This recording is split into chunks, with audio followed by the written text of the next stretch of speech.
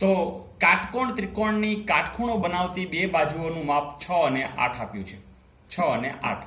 ત્રીજી બાજુનું માપ ખાલી જગ્યા એકમ છે.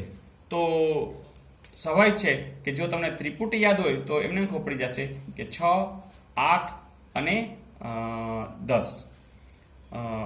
આમ કાટકોણ ત્રિકોણની અંદર પાયથાગોરસ પ્રમાણે છાંયે 36, 8 64, એનો સરવાળો 100, જે આના વર્ગ બરાબર થાય, એટલે કે x વર્ગ બરાબર 100 હોય તો x બરાબર કોણ આવશે?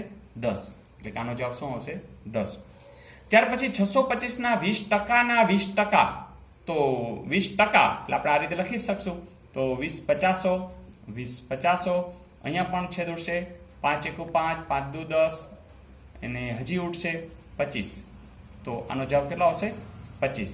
તો એવો જવાબ છે જ. એક પાણીની ટાંકીને ભરાતા કેટલા લાગે છે? 6 કલાક. ખાલી થતા 10 કલાક.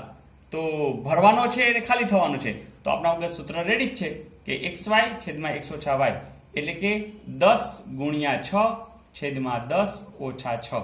એટલે કે 10 ગુણ્યા 6, 10 માંથી 6 જાય તો 4, 5 દુ 10, 2 દુ 4, 2 તેરી 6, 5 તેરી ને 15. તો આની અંદર 15 કલાક આવશે. ઓકે.